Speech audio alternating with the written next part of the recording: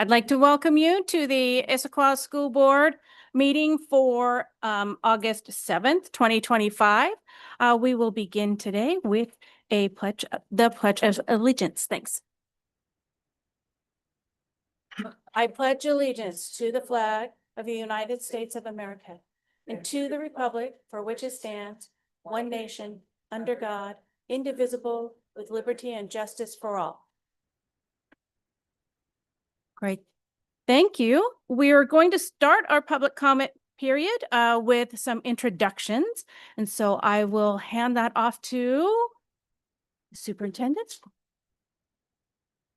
Great. We have a couple of introductions as we were expecting to do into August here for new administrators. And I'm going to turn over to Susan Mundell to introduce herself and one of our new principals. Good evening, directors of the school board. I'm Susan Mundell, and Executive Director of Elementary Education. This evening, I'm pleased to introduce you to Rachel Pearson, the new principal at Discovery Elementary. Ms. Pearson comes to us from the Bellevue School District, where she has served as an assistant principal and summer school administrator since 2021. She has previous experience as an instructional technology curriculum leader and as an elementary classroom teacher. Ms. Pearson's values and goals align perfectly with the mission and vision of the Issaquah School District. She's committed to creating equitable opportunities for all students through access to high-quality instruction, engagement with building and community members, and by fostering collaborative relationships. As a building leader, her vision is to work in partnership with her community members, educators, and students to ensure that the programs in her building and in our district are inclusive and accessible. We're happy to welcome Rachel Pearson as Discovery's principal and are confident that her vision and passion will continue to strengthen the tradition of excellence at Discovery. Good evening. Thank you for having me. Just want to state that it's such a privilege and honor to be joining the Issaquah School District. During my time in education, I think Susan outlined some of my values and beliefs. And when thinking about what my next step would be, there was no better place for me than coming here to Issaquah. So it's a real honor to be with you tonight and for the next, hopefully, many years moving forward, helping to work alongside our student, staff, and families for improved outcomes and student well-being, and I'm looking forward to our time together. So thank you very much.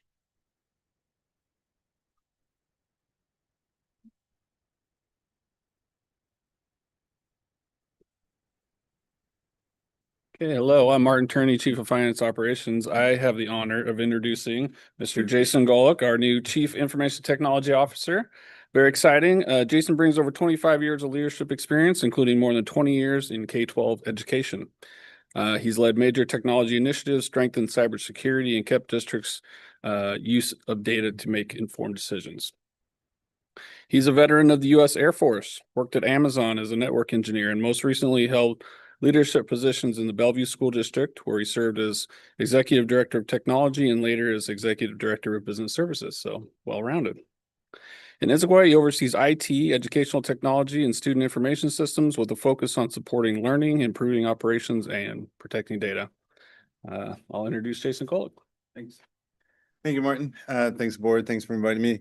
I'm excited to be here. I'm excited to be back in technology. I'm passionate about it.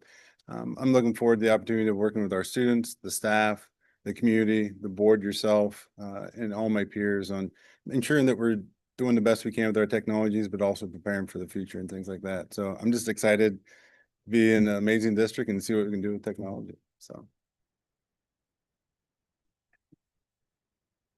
Great, thank you. And we'd love to shake your hand as you meet everyone officially.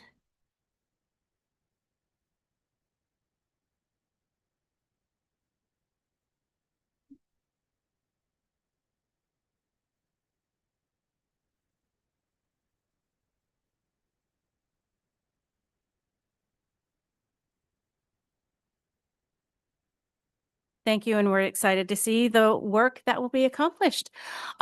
We do not currently have anyone signed up for public comment, but I did want to make sure that there was no public comment online.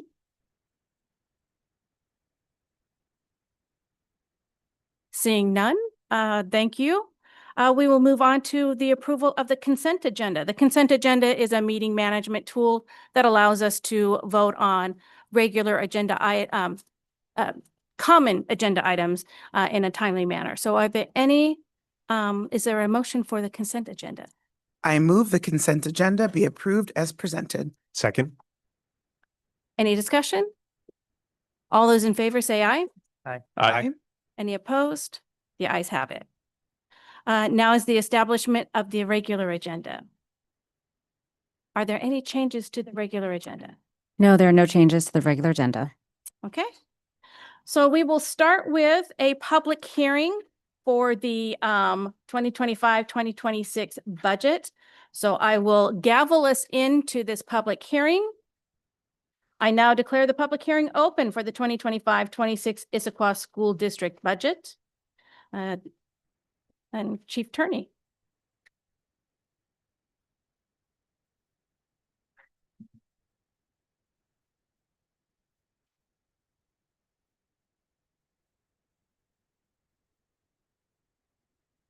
All right, there we go. It is another year, another budget. Martin Turney, Chief of Finance and Operations. So we're here and excited to show you kind of the culminating moment for our budget.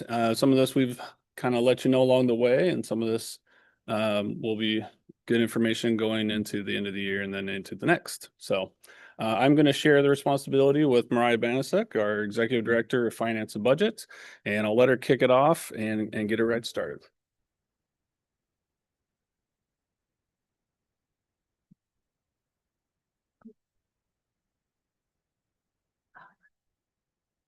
This is not working.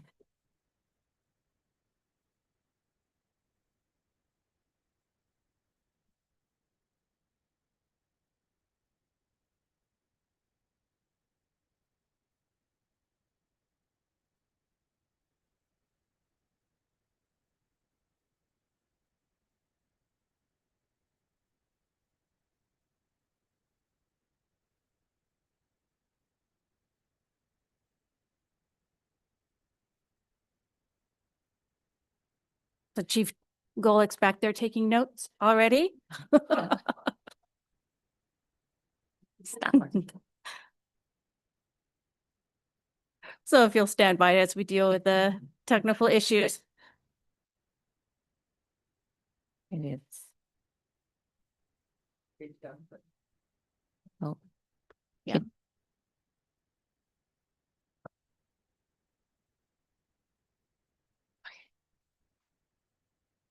Okay, thank you. We got it working. Okay. So I'm here my name's Mariah Banasek, Executive Director of Finance. Here to kick it off, our 25-26 budget overview. All right, so we have put out notices in the local newspaper as well as copies of our budget guide as well here at the admin building as well as on our website. Tonight we're going to walk through each fund and outline the big picture. And some of these slides carried forward from the June meeting, so they might look familiar. So with our budget timeline, what you can tell, the budget doesn't happen overnight. It takes many, many months to put it together. So a new update is since June, we've had our July FACT team meeting where we reviewed the budget as well as the budget guide. So we are projecting an ending fund balance for last year of $5.8 million. And this was an intentional planned investment in curriculum adoption for elementary literacy, middle school math, and high school world history. And so that's going to project our ending fund balance down to $46.3 million. And so that makes a change from 13% to 11% in terms of our fund balance to budgeted expenditures. So the factors for the revenue budget. So we're projecting, oh, we lost her. Hold on just one moment. Okay, so we are projecting a decline of 346 students, which is very similar to the last year. This equals about $4 million in revenue. From the state, we received additional funding for special education. They increased the multiplier. So that was approximately 1.4 million. However, there's still a gap between actual costs and state funding of about 9.5 million. Materials, supplies, and operating costs, they raised $47 per student. And so that's an estimated gain of $860,000 above maintenance. So that's equals about $8.7 million below actual costs as well. For salary funding, there was a 2.5% cost of living adjustment, $2.7 million. And we employ more staff and pay more than the state prototypical model. So that doesn't cover the cost of the staff. They did increase the local levy capacity in 2026. So additional $500 per student, and that equals about $4 million.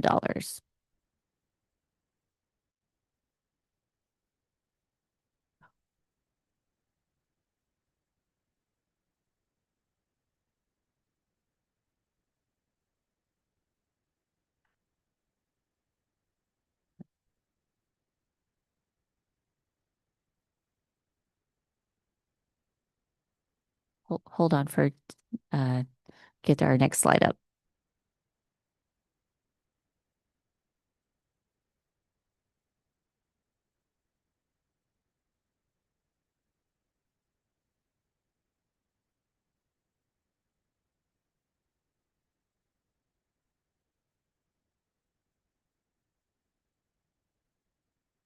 Okay, so for revenues, our state revenues equal about 70% of our budget.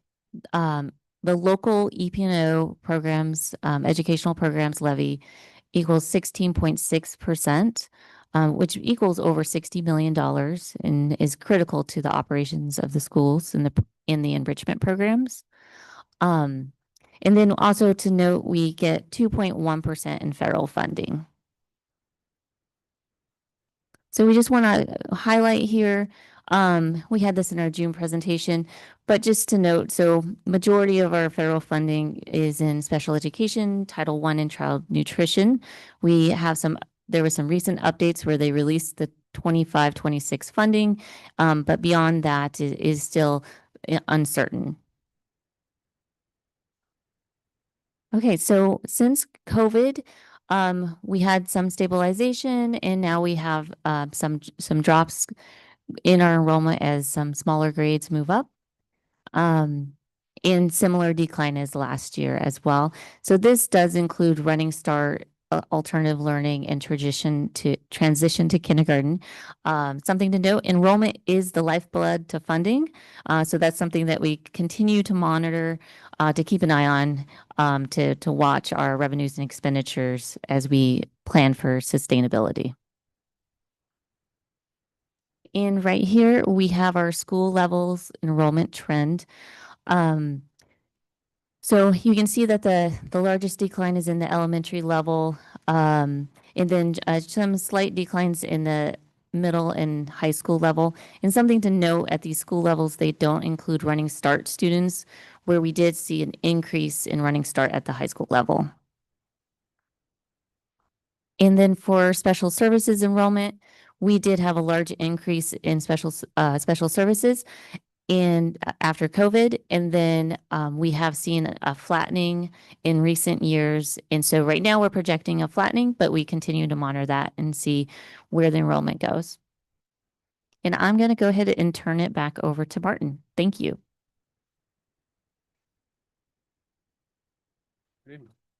Thank you, Mariah. So we are on the local levy slide. Mariah mentioned $4 million earlier. This is where we get to that. So a reminder, we like to show this because our budgets cross 2 calendar years, which is when the levies are collected. So we have 2025 calendar year, 2026 calendar year. Those get split in the budget, and the difference, or the total, is about 66.2 million compared to the 62 million the previous year. So that's where we get an uptick of about $4 million in the budget year. So in terms of expenditures, we are making our investments in curriculum as we've returned to a baseline allocation. MSOC continue to increase by higher than CPI numbers, frankly. The example given there of insurance going up quite a bit. Obviously, collective bargaining will have an impact on this budget and budgets going forward, and we have not settled with the IEA as of right now. So there's some uncertainty, and that impacts planning timelines and other things. So that's something to note. Obviously, estimated cost when the state gives us funding, it doesn't fund everything, and we have a portion that we need to make up locally. And then again, enrollment driven funding pressures as it declines, we need to adjust as a system. So talking about the start, stop, continue concept, these are just some highlights of the things that we've started. I'll touch on the stops in just a second. So things like expanding dual language into middle school as the classes progress up, development of new CTE and AP pathways, increased capacity for preschool and care programs, targeted paraeducator support for student transportation, and launch of equity-based budgeting framework. Those are the starts. Some stops, we were able to identify, like I said, we're sunsetting some obsolete supplies and outdated contracts, and right above there, as we talk about, we returned to a baseline. So we did a bit of a catch up with curriculum, and now we're going back to what we should consider a healthy baseline for those curriculum adoptions. We do have some continue items that we highlighted back on April 10th. So if you wanted to go back and check those out, they are available. Again, this kind of just shows these are similar percentages year to year. How much is classroom support and special services, those top three categories for expenditure.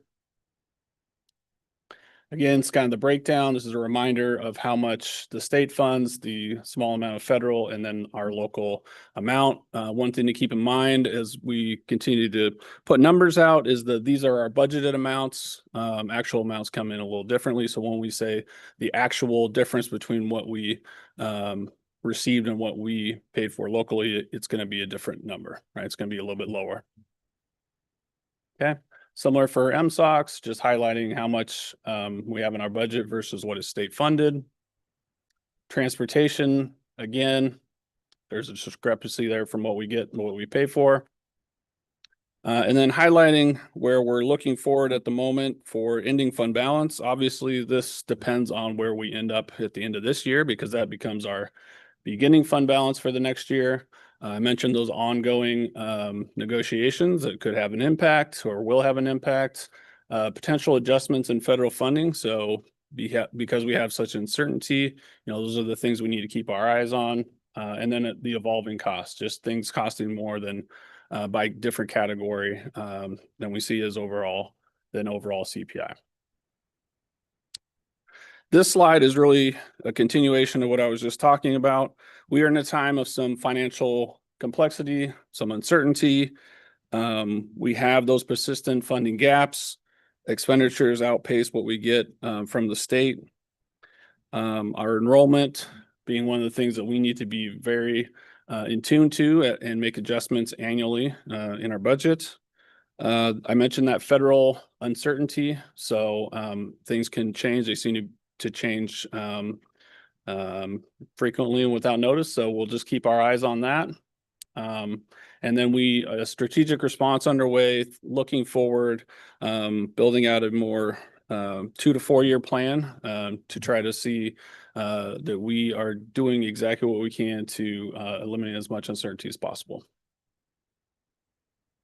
So this is kind of the summary of all that. The projected beginning fund balance, revenues and expenditures, and then the ending fund balance. We tend to have budget capacity in our budgets. So we give you the projected ending fund balance that we actually believe we will wind up with. So that's where that $40 million comes from. So that's the general fund.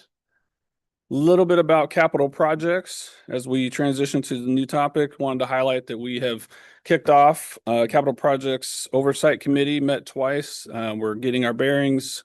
We're getting some good information and input and feedback from the group. And we plan to continue that into the future and leverage it as much as possible in decision making.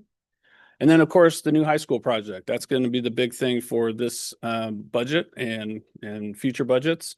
And so when we give you the snapshot of what that looks like, obviously the bulk of the expenditure budgets is for the planned construction. We tend to budget almost everything, knowing that not the full amount of that project is going to come out of that year, but we want to make sure we don't miss any capacity, right? So we build that in because we have the resources. And that is capital projects. I'll let Mariah walk you through transportation and beyond.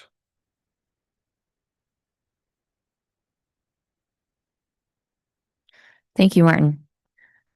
All right. So in 24-25 last year, we got a Department of Ecology electric bus grant for $846,000. And I'm happy to report we received the 3 large electric buses, and our transportation department is excited to go test those out. So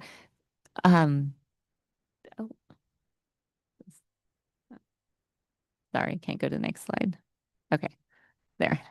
Okay, so we're planning out $4.8 million in expenditures, and that gives capacity as well. And that was 11 small buses and 3 large buses. And those are not electric. Our debt service fund, it pays for our voter approved outstanding bonds, principal and interest. And we're expecting $66 million in expenditures. And lastly, our associated student body fund. So this is for our student-led activities, dances, clubs, and different things like that. We don't expect them to spend $15 million, but we do give them capacity in case they do have additional events that they want to plan throughout the year. Next steps. So at the next board meeting, we'll present a resolution for possible action. And then just to also mention again, we do have our full draft budget as well as our budget guide available on our website as well as here in the admin building. So we're ready for any questions. Thank you. Okay, so that this moment, I would open it up for public comment. So this is an opportunity for anyone in the listening audience to provide a comment. Are there any, is there anyone who would like to make a comment? Either online or in person? Would anyone like to comment? Would anyone like to comment? With that, I now declare the public hearing on the 2025-2026 Issaquah School District budget closed. I call the regular board meeting back to order. And now I will open it up to questions from the board.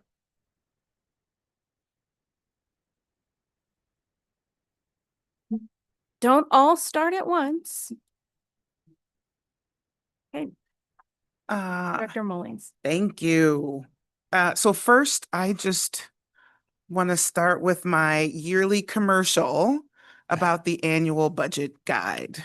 It says, I think this is awesome. And it is incredibly informational, and it goes through every component that you've reviewed on the budget, where dollars come from, where they go to, how we think about them. And so we will often get commentary about people feeling there's not transparency in the numbers. And I will always take my annual commercial to point people to the annual budget guide, which is a brilliant document that really there is no other question to be answered. If people would go out and look for it, it's also published on the website. So please, please, please do that. I also maybe want to add to my commercial a couple things, just because I've been irritated by them, honestly, in the last couple of weeks. So one of the things that I love that we've added here in the back of the annual budget guide is a statement on the administrative costs of the district. They're on page 40, found in the document. I just want to be really clear where I continue to see sort of inaccurate public discourse about the costs that are spent on admin in this district. I just would love people to take a look and note that while I don't think it's a badge of honor, the district is very efficiently run in an admin layer.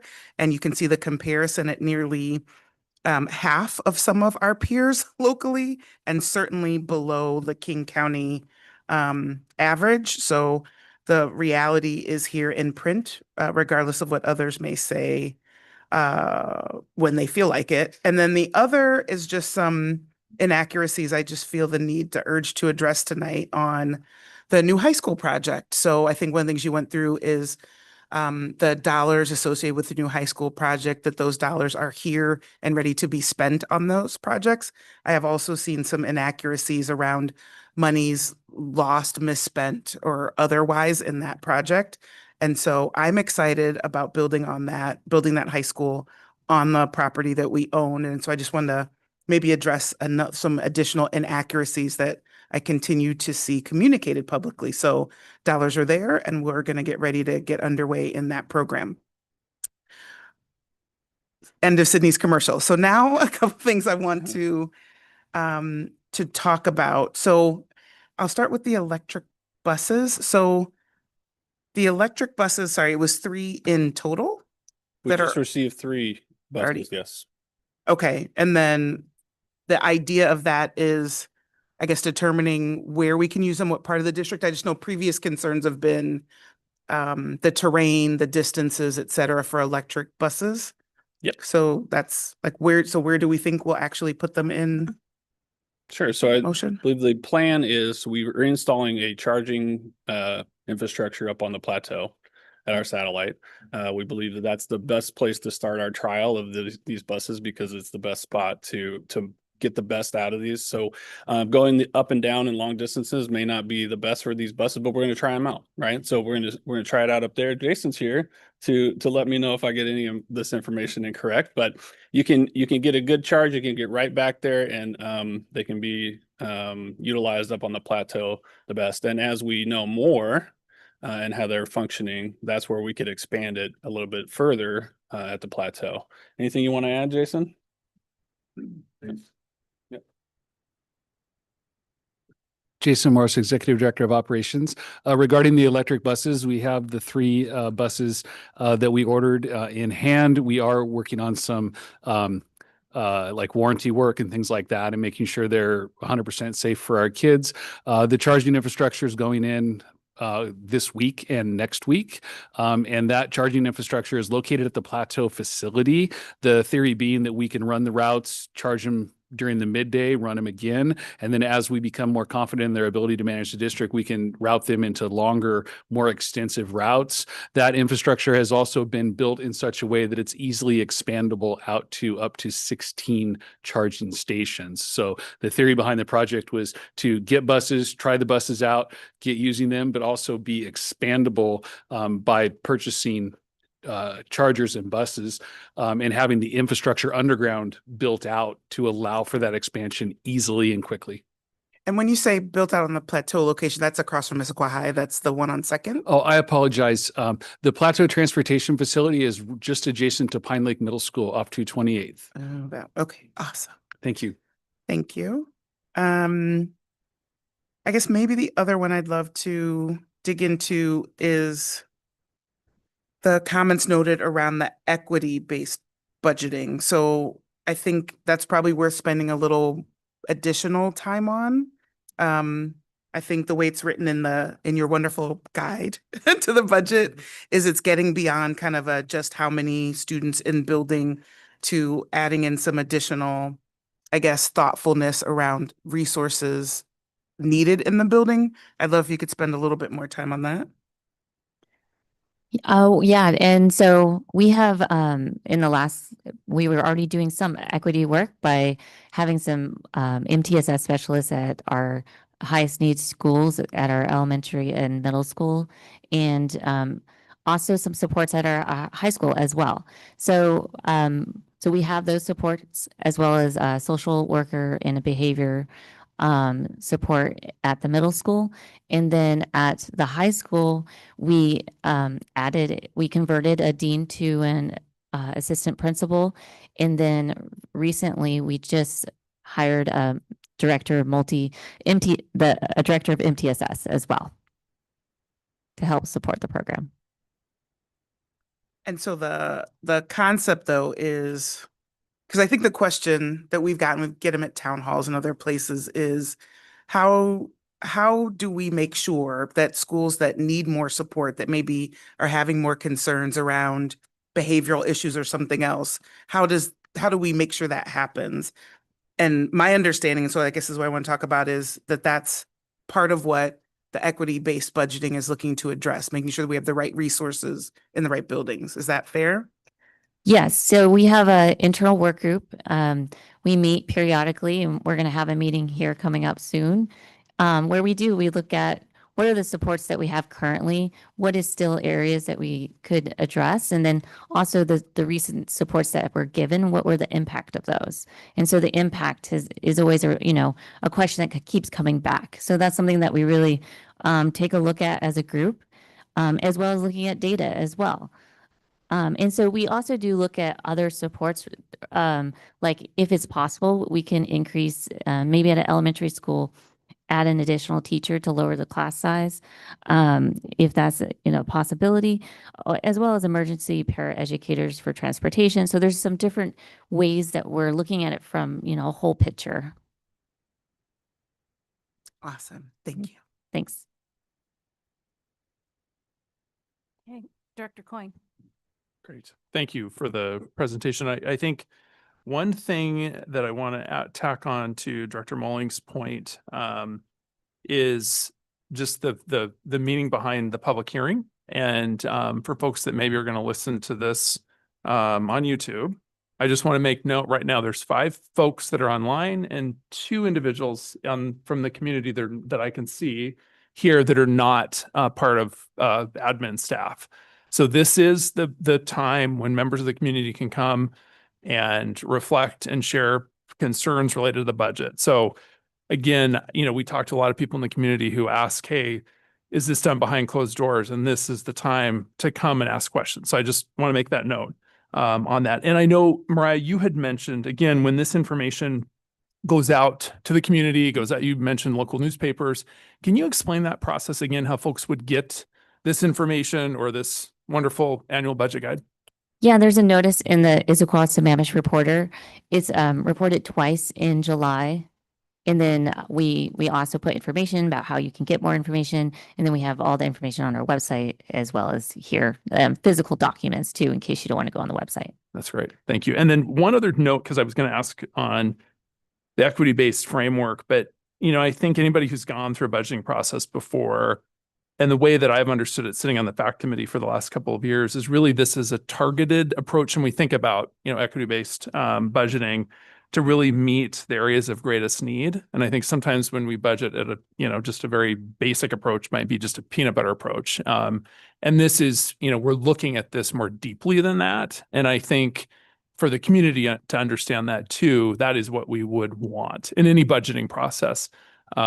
Is that a fair kind of assessment of that? I mean, not to say that the district's always done sort of a peanut butter approach, but this fine tunes it even more to follow where there's the greatest need. Yes. So yeah, typically you give resources based on enrollment. So we layered this on top based on need and give that targeted additional support. So yes, this is beyond the peanut butter layer. And also I just want to note that we did not remove any resources from any other schools. So this is on addition. So in addition. And that's a really good point too, that this is in addition to that. Nothing was taken away. Yeah. Great. Thank you.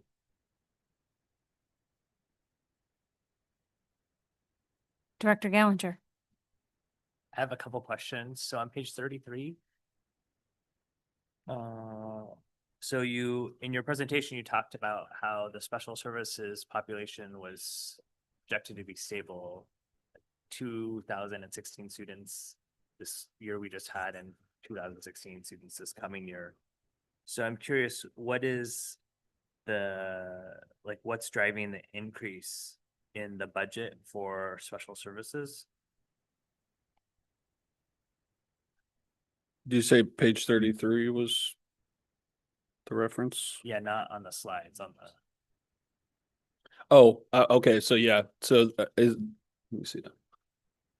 Page 33 of the budget guide? Yeah.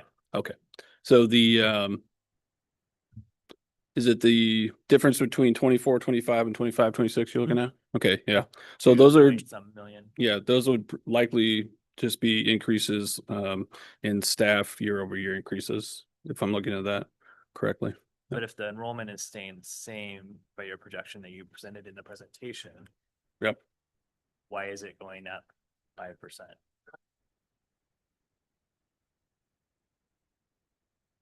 5%. So is it the Go from 47.9 million to 50.2 million.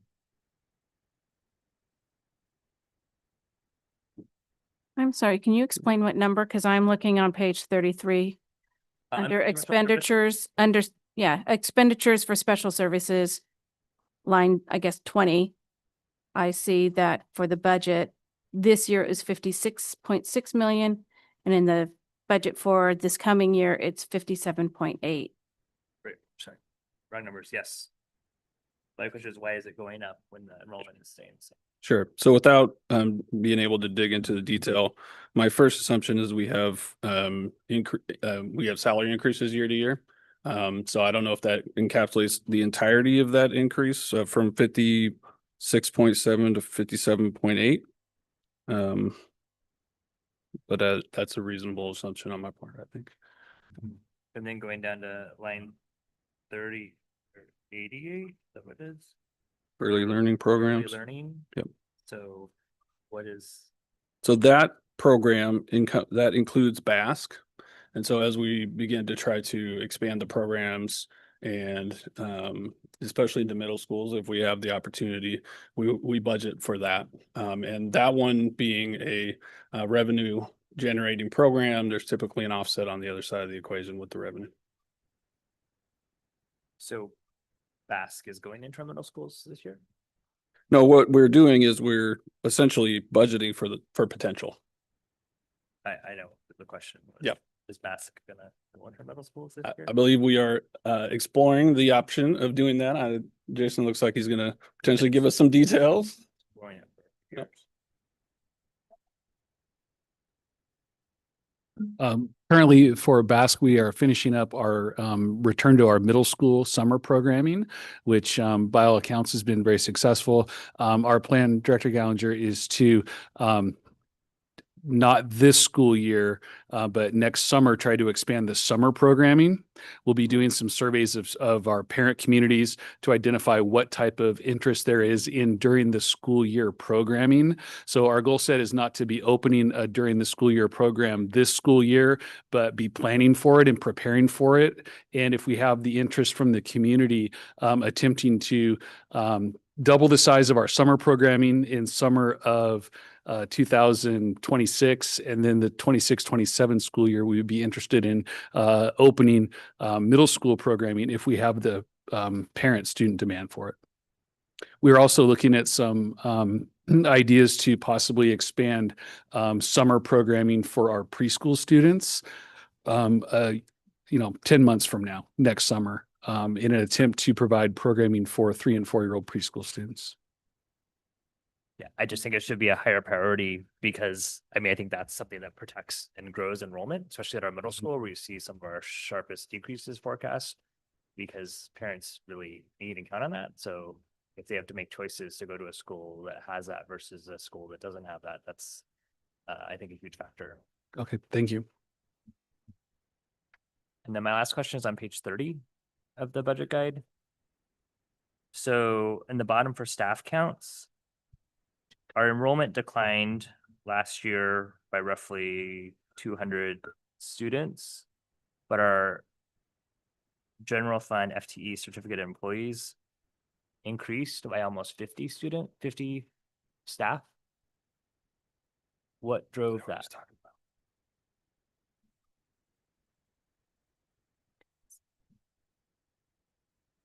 So, yeah, so are we looking at 24-25 to 25-26 on the certificated FTE? Yeah, we're looking 23-24. Oh, I see. It's the year before. Yeah. Anyway.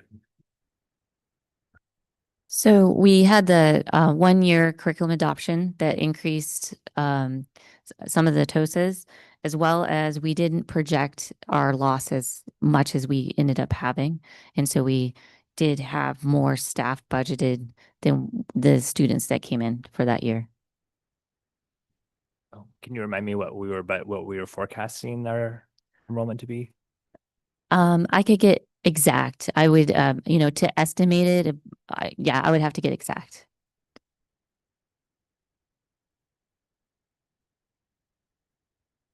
Thank you.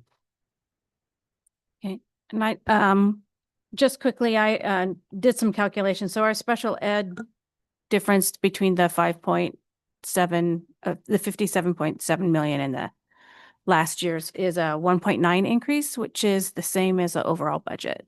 So the overall budget has a 1.9% increase, roughly. Might be more decimal points behind it, and I think that's close to what IPD was for staffing, since we are still a service organization, so a large part of our budget is in salaries that you see. Any other questions or comments? Mr. Taylor? I just want to make a general comment again to thank you for your continued conservative and transparent stewardship here, and really for the community. I just want to point out that there are real pressures here on our budget. Falling enrollment at the elementary school level, which is, every student headcount is state funding for us. The funding gaps, which although we did get a little bit of funding from the state legislature, are still significant. And the money actually we got from the state is really barely keeping up with inflation, really. Special services population, which is more expensive to run, although stable over the last few years, is up significantly since 21. And then this continued threat of the withdrawal of federal funding. So I just want our community to be aware of that, and that it's really, I think, pretty phenomenal that you've been able to keep us on a fairly baseline throughout this process. But I hope folks will continue, this is me on my soapbox now, continue to talk to your state representatives and legislators, senators, about the funding gap issues that we're facing. $27 million in our budget of gap that we are trying to fill. So we desperately, desperately need some more help from the state in our funding. So that's all. It's just me on my high horse again, but thank you for seeing us through. I think my question, and you may not have an answer to this, but when I was looking at the special ed breakdown, the federal government, their portion is about 7% of our overall costs, whereas generally across the nation, it's closer to like 13%, which is supposed to be 40. They don't pay anywhere near what they say. But I'm just wondering this disparity of almost half of what the national average is. So do you, and maybe this is going to be Shireen, that do you know what the metric is that is causing us to receive so much fewer? Do they also put in things around free and reduced lunch when it comes to those service levels? So I'm really baffled at this 7% number compared to the national average of about 13. That's a very good question, and I think that's one that we would need to look into a little bit deeper before we gave you a concrete answer. Yeah. Because I would love to be able to discuss that, whatever that disparity is, with my congressional members. Okay. So anything else or any comments from the superintendent? I want to thank Martin and Mariah for their effort, leadership, and hard work. And I know we are, as Director Taylor mentioned, taking continued steps to ensure that we are stable and to adjust as needed. There is a lot of uncertainty. I appreciate that. And this board has really helped us steer through some of those more uncertain times even earlier. So we're in a position to be able to start to steward things in a way that helps us look ahead at the next 2 to 4 years and plan in a conservative manner. So it does take all of us in our district to help steward our resources effectively, but we appreciate all the hard work that's been happening collectively between our board and with our team at hand right now. So thank you. Right. Any other questions or comments before we end? So just a timeline, this was our public hearing and this will be on our agenda for action at our next board meeting. Okay. So back to our agenda. The next item is a study of, a recap of our work study. So tonight we had a work study around the 2026 levy. So EP&O levy, capital levy, and transportation levy. So it is amazing to think that the 4 years has already gone by and that the EP&O levy is up again for the ballot. Again, you can see from the presentation what a significant portion, over 16% of our budget. So this is a vital piece of how we do our day-to-day work. And so wanted to give time for the board to discuss thoughts about today's work study around the levy. Director Coyne. Could we actually put up, I have it right here on my computer right now, but from the budget deck, slide 7, again, just I think as we talk about work study, it'd be good to have that up there and the 3 primary sources of revenue and seeing what that educational programs operations levy really equates to. So that's 26%. This is how we fund education.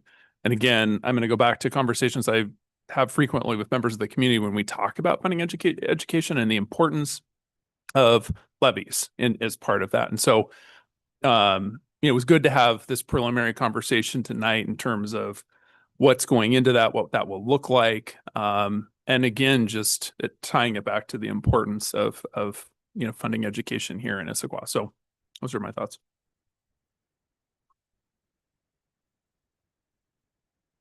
Director Mullings.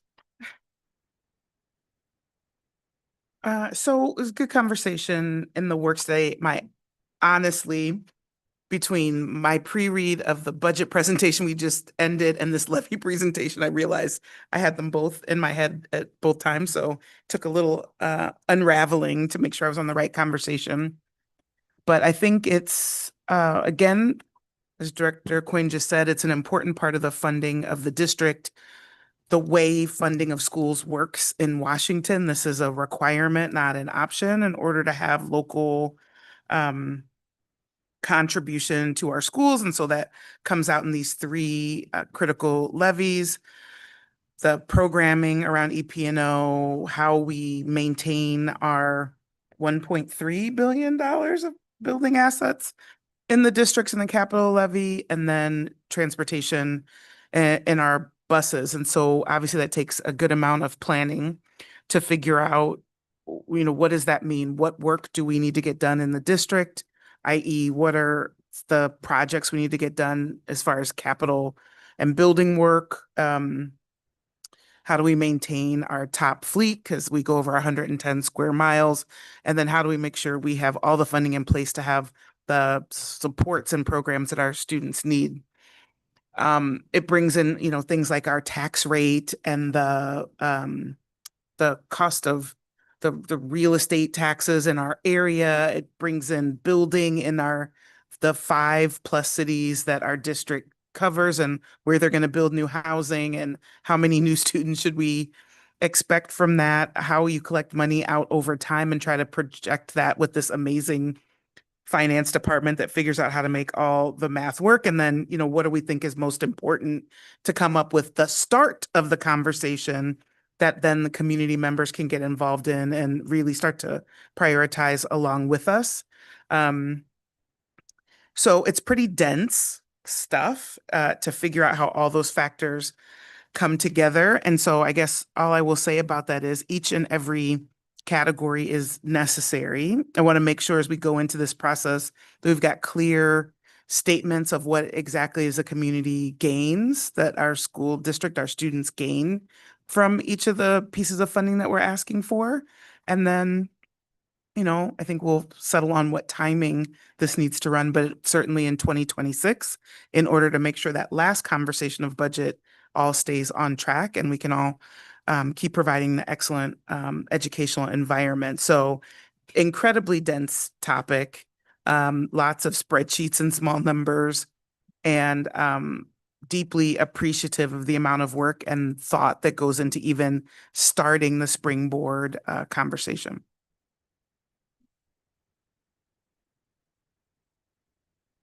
Director Taylor or Director Gallinger?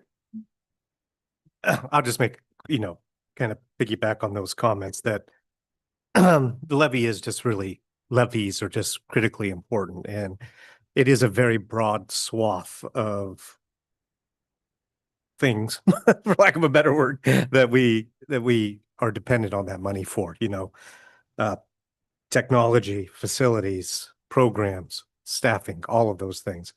And it's, incumbent upon us to make sure that our community understands what those needs are and what those asks are and where the money will be going if we are able to pass a levy. The other thing I just want to say is just a reminder that, again, that we're not able to pass a bond in our last election cycle. Well, when we went out for the bond. And the critical repairs, part of that bond package was to maintain our facilities in our district. And those needs haven't gone away. Our schools still need roofs, HVAC systems, upgrades. So that's going to be a kind of a critical part of this levy. And I hope the community understands that anyone that's a homeowner understands that you've got to keep your home up, and we have to keep our schools up too. And a good portion of this money will be devoted to that. So that's all at this point. Director Gallinger? Yeah, I would agree with that, Director Taylor. I think that what I would like to see from the administration is a list of all of the top priority things. And we know from the community, vestibules were at the top of the list. So I think that needs to be part of that. And so I do expect that the capital projects part of this levy will be bigger than it has been traditionally, because we heard from the community that they wanted these items and they didn't want to pay interest on it. So we'll do that. I think what I need greater transparency and sort of clarity on is the technology piece. And I think that I want our community, and I want to stand by that behind this, to say, like, these are investments for our students and for our community. And these are the outcomes that we expect that we'll see. And I think that clarity is what I will need before I could move forward on the technology piece of that. And then as far as for transportation, I would also just love to know if we have 10% less students, I'm assuming that means we need 10% less buses. So how is that factored into how we are depreciating and doing whatever those pieces of our fleet? And what is the short and medium long-term impact as we do these 4-year bus cycles that we could anticipate, and more for if and when our trajectory of student changes? I mean, I don't want us to shrink so much that then we're behind when we do grow again, because we will grow again. And then lastly, as part of the capital projects, I think no matter what we do, we need to have broad contingency in there, because every project that we do that's big, even if vestibules, is gonna need to have escalation costs built in. And we can't have this is all we're gonna need, we got it. So I think you all have brought up some great discussion items. I specifically wanted to focus in on a couple of things. One is that the reason, when we look at our EP&O levy, such a large portion of it is for staff members that are not paid for by the state. So we allocate certificated staff above what the state allots for our district, which is based on the prototypical school model, which is probably wasn't really accurate when it was first created, and it still isn't. And so when we talk about, well, what would happen if we didn't have that? Well, again, about 85% of our costs are staff related. So if we lose money, the majority of that goes through staff. It also pays for things that the state doesn't pay for at all. So if you can imagine the administrative assistant at the front desk of your school, that computer that person uses is not paid for by the state. Not a single computer in any of our buildings is paid for by the state. The cameras that keep us safe, the security systems, all of that thing that is considered technology, our website, not funded by the state, although they probably make us use the state, whatever that WATEC organization that, may or may not allow us to use what we want to. That's a whole nother rabbit hole we can go down. But those are the type of things that are funded, that there are things that the state just doesn't put money towards. And so we have to, in order to prepare our students for a future that now I'm not even sure what it looks like in 30 years. So how are we preparing them for their careers? I will say that some of that is upskilling our teachers. I mean, at this point, our students are going to have technology as in every aspect of their job, no matter what they go into. And if it's not being overtaken by AI, they're going to be utilizing AI. So how do we make sure that our teachers who have probably very little experience with that in general are able to upskill so that they can prepare our students for this future that's coming, that's emerging? So that is a concern around what our technology is, how are we utilizing it, and how are we preparing students to be technologically advanced when we as a system aren't necessarily that. Especially if they could just get the grades in a timely manner. That would be my biggest ask with the technology.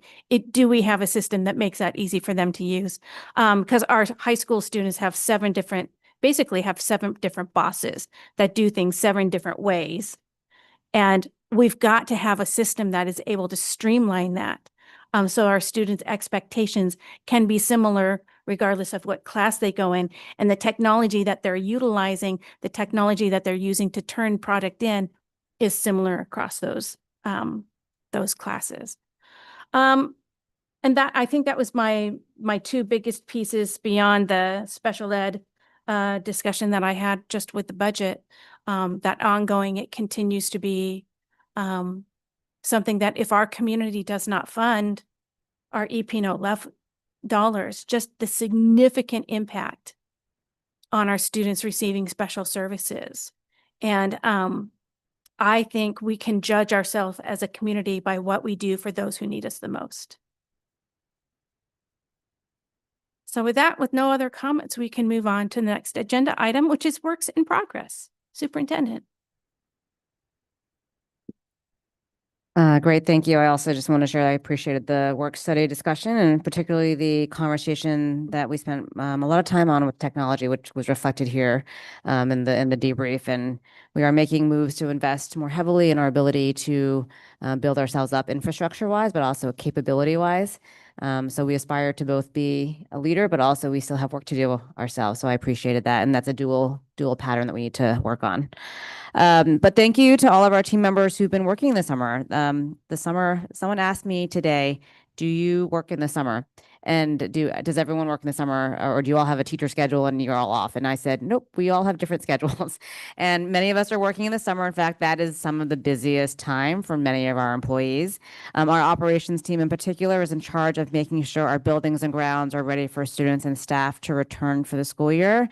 Our finance, human resources teams are doing their regular business functions and certainly supporting the hiring process, which is very busy starting, really in February, but all the way through summer as we launch schools. Our cabinet team has to backstop each other and help support and provide coverage and leadership throughout the district for all of our teams that are working. And that's a much appreciated series of asynchronous moves and coordination that we have to pass the baton between each other for about 4 weeks. Echo Glen is running. There's services being provided for learning there because of the residential nature of that facility. We had online learning happening. We had credit recovery at the secondary level. We had an elementary STEM summer school. And we have these amazing camps run by our before and after school care teams. And we did have the addition back of the middle school this summer, which was an amazing sight. And that's still going. This week is Superhero Week through all of the camps. I'll share a story later with you all about how my son created a new superhero. So that's pretty fun. So we also have been starting back up for the school year with other things. In particular, we have talked a little bit about Career Kickstart, which is a pilot that we've been running to enhance the preparedness of our students for the future and careers. And this week, 46 students began their journey in the Career Kickstart pilot, which was supported by the Issaquah Schools Foundation and SanMar. And over the past 4 days really, they've explored career interests through Zello workshops. They've toured workplaces like Microsoft, Seattle Children's, Bank of America, Boeing, PACCAR, and Starbucks. They've been able to engage in panels with professionals across all industries, specifically spent a lot of time at SanMar conducting mock interviews, getting headshots, receiving resume feedback. And one of the biggest themes was hearing about the durable skills that are required for the future that are really cross-functional and cross-industry in nature. Another way of saying durable skills might be profile of a learner or profile of a graduate. And this featured an engineer, a charge nurse, and a senior HR leader. So that's been what they've been up to already in just 4 days, which is a pretty comprehensive set of opportunities to reflect on the future for our young people and to equip them with the kinds of information, ideas, thoughts, and direction that's necessary. And next week, they'll be shadowing some professionals and concluding with some final workshops and also an alumni panel. So it's connecting that real world experience continually to help shape how we can bring more of that at scale and potentially throughout the course of the school year. And then this week, we've had a busy week as some of the adults here in the system. We wrapped a great 2 days with all of our administrators to prepare them to welcome back staff and students. One of the biggest themes this year is joy, and really thinking through how that connects to not only our students, but our adults. And when our adults have joy, we can be our best selves at work. We can bring that hope, purpose, and belonging and agency to our classrooms, to our interactions with our young people, to our support for them. And that is the kind of thing that they also need to be able to actively engage in learning. That is actually explicitly named in UDL, in the Universal Design for Learning framework. And when students have both joy and play, they are more ready and more excited to learn, and that is based in research. This past week with our all administrators, we covered things like strength-based leadership development. Back to my point around joy, you have to know and be clear about what your strengths are, know what your best self is, and we did an exercise collecting best stories of self to help affirm that and draw that out. We spent time talking about how we can strengthen trust in our community and how we can strengthen our brand, what that means in terms of relationships and customer service. We did talk a lot about digital transformation as well. And with the launch of our newer business unit on bringing together a lot of our technology pieces and information systems, as you met our Chief Information and Technology Officer, Jason Golick, earlier, that is work that we are just setting the stage for in our reorganization of that work and started to put some lift into that as a team together. On that note, we also talked about the impact of social media and technology on our young people, and specifically youth mental health. We had some homework where we not only collected best stories ourselves, but we also went deeper into some of the information that is out there to have shared meaning around mental health and the impact of social media. So we had several options, and some people read all or watched or consumed all of the content. We read The Anxious Generation or listened to it on audio. We listened to a podcast with Ezra Klein interviewing Jonathan Haidt about the anxious generation, and we watched The Social Dilemma from Netflix. And so I will share that there was a pretty big universal shared meaning that was made, and we just had not had the chance to do that with 100 people before, where we all said very profoundly, this is a problem, and how do we play a role? So Excuse me. So that was a pretty big conversation and very engaging, and we hope to bring more of that kind of a conversation to our community. We talked a little bit about the levy and about our strategic plan refresh coming up, and how we are going to continue to focus on addressing opportunity gaps that exist in our system through our problem of practice and much of our professional learning to support increasing our universal design for learning and MTSS systems. And all of this is through preparation for our August professional learning with our teachers. We also invited our partners from the Issaquah Schools Foundation and the Parent Teachers Student Association to just join us and to have their faces in front of all of our administrators and have them to talk about what their focus is over the next year, which is pretty collective in nature. It's about how we build up engagement and volunteerism to ensure that we are reaching, right, our families and our constituents in ways that keep them engaged with our school district. So that's what we did over the past. That was a lot. So I just feel like I talked about a lot, but actually that was a lot. And that was 2 full days. So we did have Jacqueline Downey, Assistant Superintendent overseeing schools and academics, step in and seamlessly take charge of that space on behalf of our whole cabinet team. And each of our cabinet members just did a great job of leading at different sections and portions to be both intellectual and spiritual leaders of that space. Again, we brought this tone and tenor of joy. And, we had some music that also was managed by DJ Rich Mellish and DJ Melinda Reinvan. So I can't name all the fun moments, but I think we did strike the fun balance of joy, but also purpose in that time. And all of the topics that we talked about were really the ones that we will be thinking about this upcoming year in partnership with the board and the community. And so that was our foundation at a high level to kick off for the year. I have 2 public service announcements now. So the enrollment verification process is open. And the EVP is an opportunity for our families to confirm their students' enrollment in the district for the upcoming school year and to complete the important annual enrollment forms for their student or students. EVP is only for families with students who were enrolled last year and who are continuing. So families who are new have already completed their forms and will not have access to EVP in this moment. And it does close on August 13th. I will be making sure I complete this year so I experience it because my husband beat me to the punch last year. And so I didn't get to do it, which I was really excited to do for some reason, but I've already coordinated on him by text. So that is an important note for everyone to make sure they pay attention to. And then finally, you should all have the beautiful art calendar. If you're a family, you've received it, and the board members here at the dais have it. It is a representation of all of our beautiful students' artwork, and then has just very key dates here. It doesn't have all the dates that are important in the world, but is a helpful way. We keep this up certainly in our home, and I have it at my desk as well, and has also key information. And the one thing that I want to call attention to in the spirit of thinking about engagement and volunteerism and being involved with our community through other avenues. There's a really nice section here on the back of the calendar about how to be involved with our PTSAs and PTAs, the Issaquah Schools Foundation, as well as the Volunteers for Issaquah Schools. So I thought that was a nice way to show how we have various organizations that are really true partners to us to help support and promote our schools and support our students. So that's it.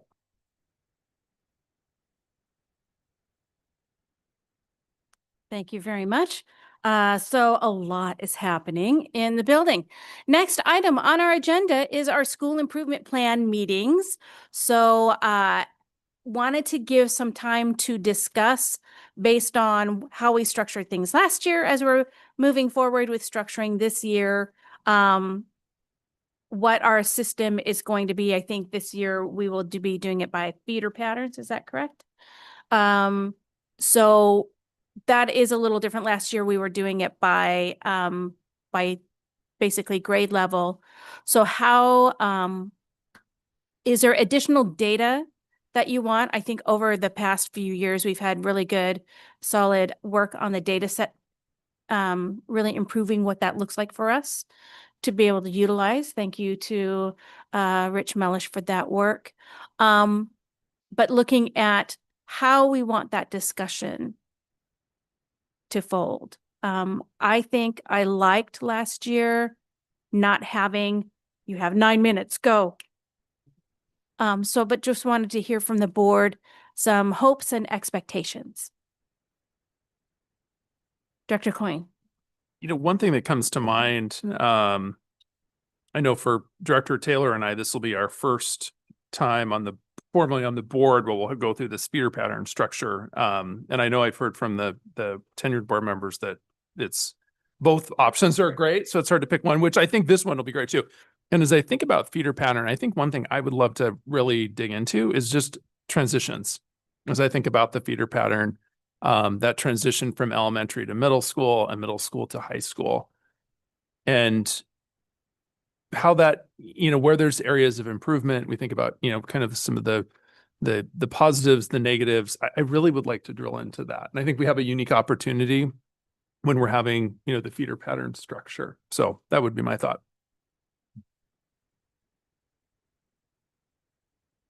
Great, thank you. Anything else, either more about structure, certain questions you'd want asked? So I think that's a great viewpoint. Director Mullings, I saw your finger moving.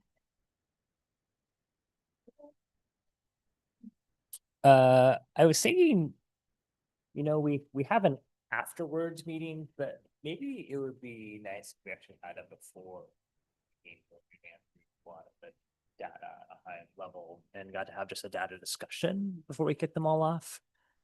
I don't think we've ever done that before, but it might actually be nice and orienting to us. And that way, if staff want to listen to our dialogue, they could actually listen if they so were bored on their way home.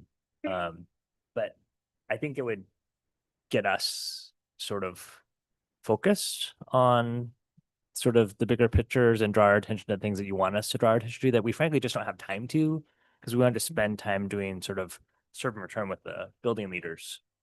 So that would be something that to think about. And then otherwise, I'm biased, of course, but I liked that we presented the plans to them because I think it's less pressure for them. And it lets them, I think, see the lens through our lens about like, what is it that popped out to us that we recognized about the work that they're doing in the building, because it's going to be different. We're an outside set of eyes. So if I don't know how the other board members felt about this, but if they liked it, I think we should adopt that again this year and then sort of see long term.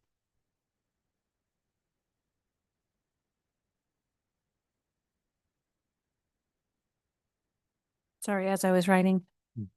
Yeah, I would just second that. I did like the format last year.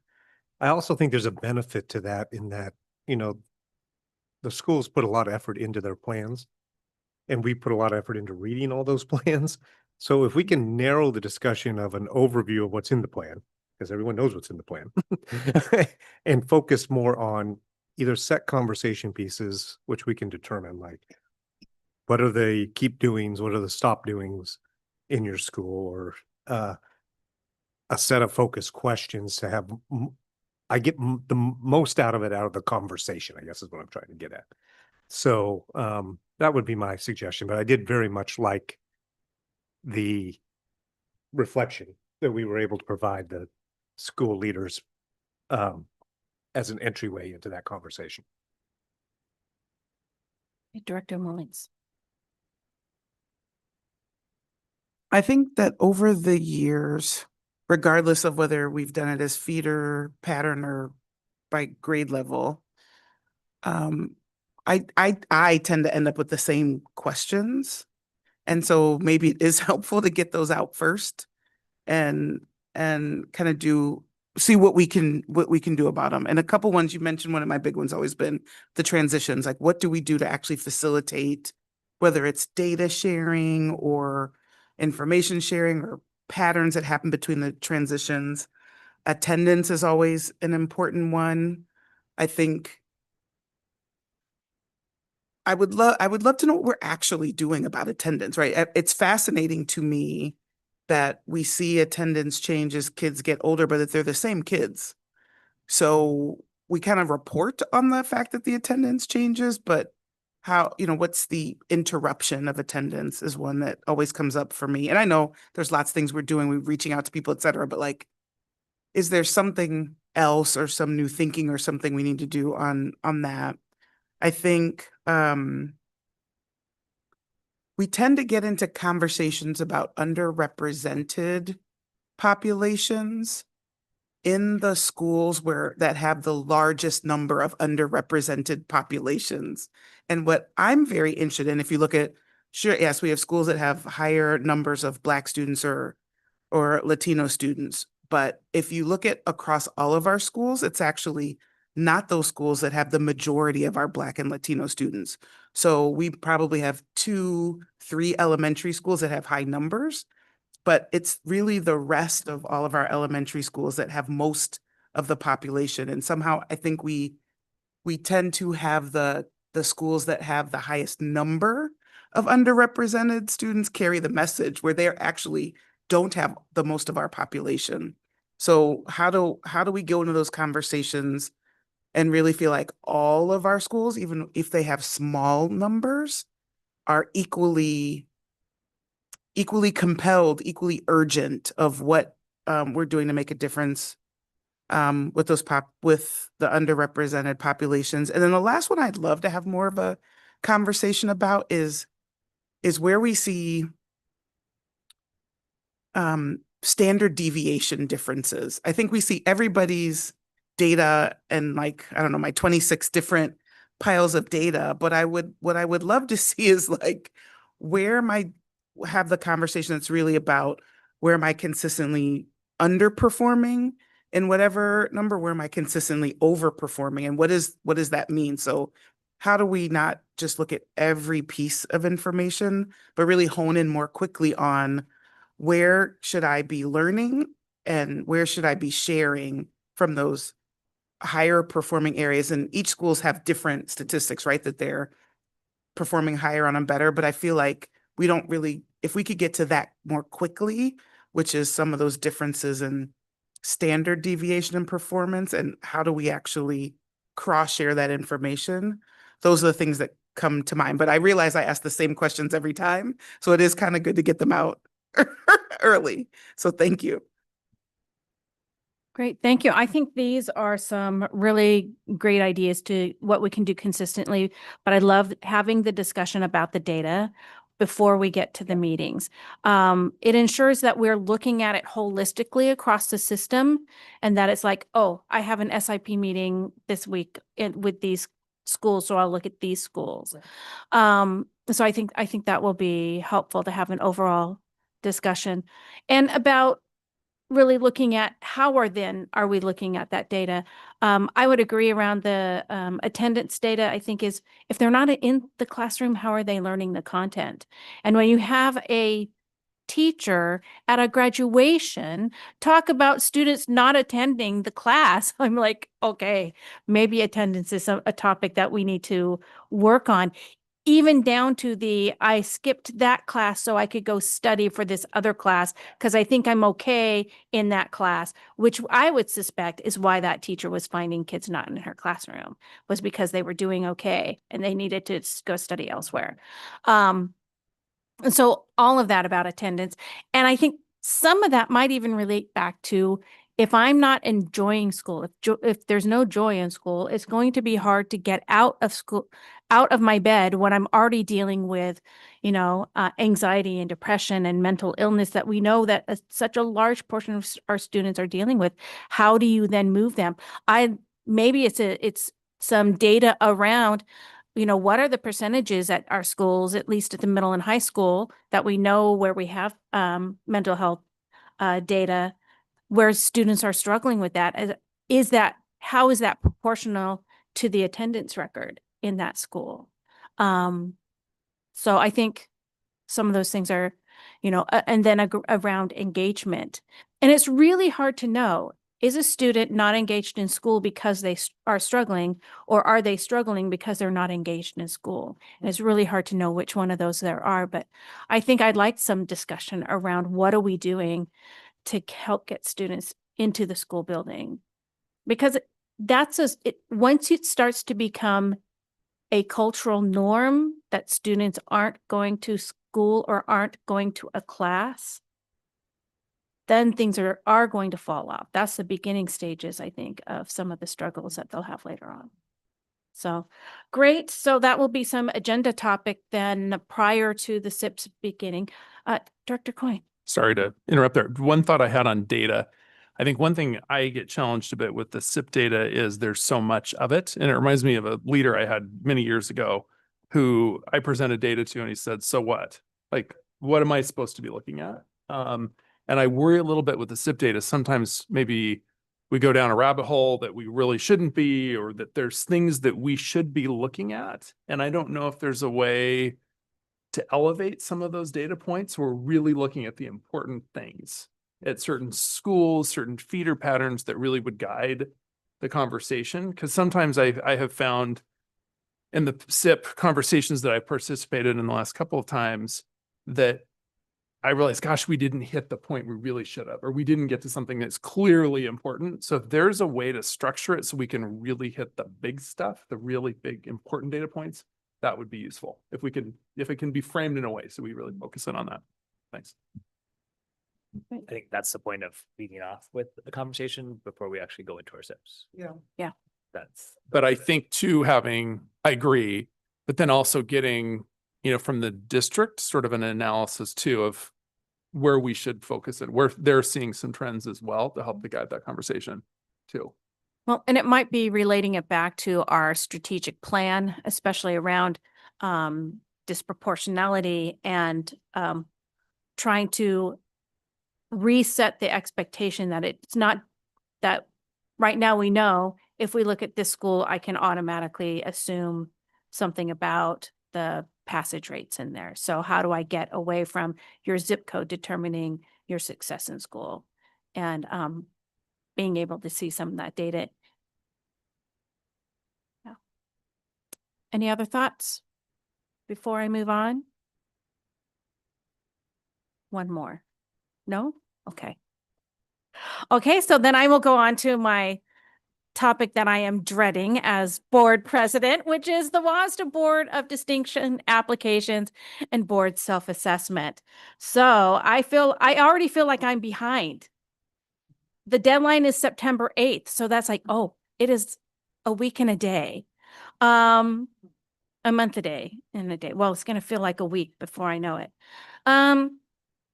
So again, similar to last year, there's not as many items to fill in. I don't know if you have pulled up. Do we have a link to the Board of Distinction? You can find it if you look up WASDA 2025 Board of Distinction.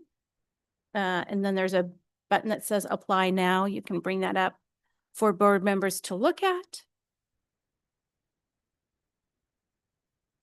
So there's a short session on professional development, success and evidence. And so, and this is the opportunity gap. What decisions or actions has your board taken in recent years to identify and then address opportunity gaps? And then the other large question is describe how the board selected this initiative, how it was successful and what evidence. So it's all around what that initiative is. What has your board learned from this initiative? So I think based on everything's around one initiative. Yeah, so if you scroll down, there's a button that says apply now. And that will bring up the form. So the structure is a little different in that there are sections of writing that is geared towards what was your initiative. And I almost feel like this needs to be a committee at the board, a couple of us. So I know that since I am doing a large portion of this, I would be likely one of the two. But if someone would like to join me in really being able to suss out some of this, get ideas. I can help you. Okay. Mhm. And so we can schedule a time to get started on it. Can you keep scrolling down? It's a long form, so you can see why. So what decisions or actions? So number one, has your board taken in recent years to identify and then address opportunity gaps? Describe this initiative or commitment. Please describe how the board selected this initiative, how it was successful, and what evidence you have from the past 1 to 5 years to support your assessment. If you scroll down even further, then it goes into some evidence that we'll need to find. What has your board learned from this initiative, and what adjustments have you implemented as a result? How might this inform future practices, planning, and goal setting for your board? Then number 4, how do these actions demonstrate your board's progress on one of the Washington State School Board standards, which we can then choose which standard rather than them us telling us. Then indicate which of the standard benchmarks align with your work. What part of this initiative or commitment was the work of the board, and what part was operationalized by superintendent and district staff? Identify both governance actions, decisions by the board, and management operational actions and decisions by staff that led to this success. So it is very different than it was way long time ago. So I think part of this might be having board members try to brainstorm individually and maybe send me initiatives that pop to mind, or if there's some brainstorming that you want to do now of things, because for me, that's the part that probably paralyzes me. Like, what are we going to talk about? And what do we think our biggest commitment towards addressing opportunity gaps has been? What did we submit last year? It would be, You were the submitter, right? You were last year. What was it? You don't know? well, I was thinking it would be, yeah, we did, it'd be good to see that. And then I think we did it where a portion of like the superintendent and cabinet helped with the piece of it. Yes. And I know there, I can't remember, but we put a piece together. So yeah.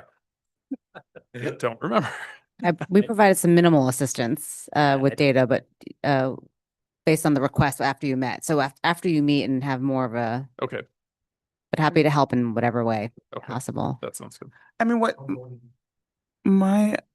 onboarding new It was members? onboarding It was new like you members. choose like two things, two topics. Because I would go with the equity-based budgeting this year. Mhm. That's the one that jumps out for me. Wow. I didn't hear you. What was? Equity-based budgeting. Yeah, I mean, I think for me, it would be our school improvement plan process and really focusing it from, it was a big jumble of mess. And getting onto a single data set that was then provided to schools, which then allowed us to really identify what those opportunity gaps were and led to us really having that deeper conversation to push equity-based budgeting forward. Mhm. Mhm. Because that's the so what and the what was the impact of us doing that. But yeah.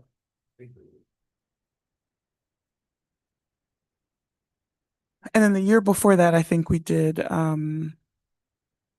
like landing on the data points that matter. I forget what we called it, but like that we were gonna always look at how we're leading up to the key metrics. KPIs. Yeah, our key metrics. I think we did what was the year before. For the So strategic plan. yeah. So I like what you just said, because I think the SIP rework then leads to what we're doing with equity-based budgeting, which would happen further on. Mhm. Because that can be one of the results of the work, right? So what is one of our Mhm. results? Okay. We're good. You guys are done with your part. Matt and I will now get together and schedule some time. Sounds good. So I think those are two good areas. I always say, remember, I'm a math major. So when it comes to writing, that I like to the write, word. so we're covered. Oh, perfect. Oh. You are, that's great.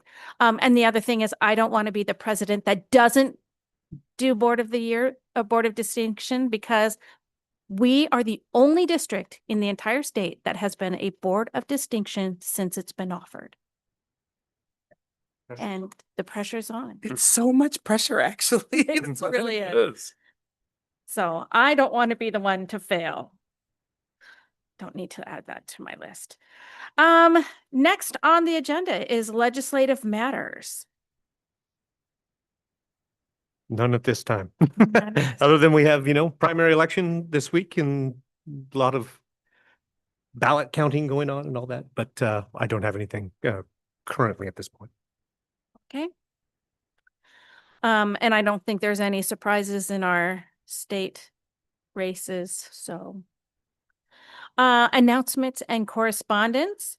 So we have a list of announcements and correspondence. Does anyone like to add to that? Any announcement or correspondence that you've had? Hearing none, we will move on to calendar and future agenda topics. So, there was a need to update the start time of the August 21st board meeting. So Superintendent. To accomplish and make room for content before the board meeting, we were proposing to just shift the board meeting as we did tonight to start at 7 o'clock, and wanted to make sure that was discussed by the whole board. That was something that we talked about during agenda planning, but also that the public knew that that would be a shift as well. So it was just more of a head nods kind of inform. Did we need to take action to delay it till 7? No, it's just more just making it visible and transparent for you all, but also the public. So, yes, I said that bringing you in any earlier than our current time was probably not feasible. And given the length of our meeting, that we would likely be able to do it and still have a later start time. And then did we send out the proposed drafted agenda? What you had talked a little bit about the board retreat. The retreat agenda. We had some planning time between Director Gallagher, President Meraldo, and I, and so you have a draft agenda with the topics. You have it in front of you. It's a reflection of most of the topics that we've talked about in the past. There are a couple that have been parking lotted. That's I just made a verb out of a noun, but we have some items that were determined to maybe hold till the winter / early spring, and to go deeper with a fewer set of topics. So there's a desire to continue to think about sort of overall, what does it mean to be a learner in our system? That does feed into some of the important topics on high school programming. It will tie into lots of other things as we think about budgeting and resources and that kind of thing. Continuing to talk about performance metrics overall and really what are the outcomes of so what topics that connect very much to my work with you, but leading the district. The levy is a possible topic as well if needed. So these are some of the topics that have come up, and if there's anything else, you have a draft and you can respond and consume it, and then we can take it back under account and advisement under agenda planning. Otherwise, we are looking forward to that time at the end of September. And unfortunately, Director Coyne will be missing a portion of that. And we will miss having his voice at the table. Anything else for the good of the order? Yes, I forwarded the email that we did submit a offer to do a presentation at the WASA Annual Conference in Seattle, and we were accepted.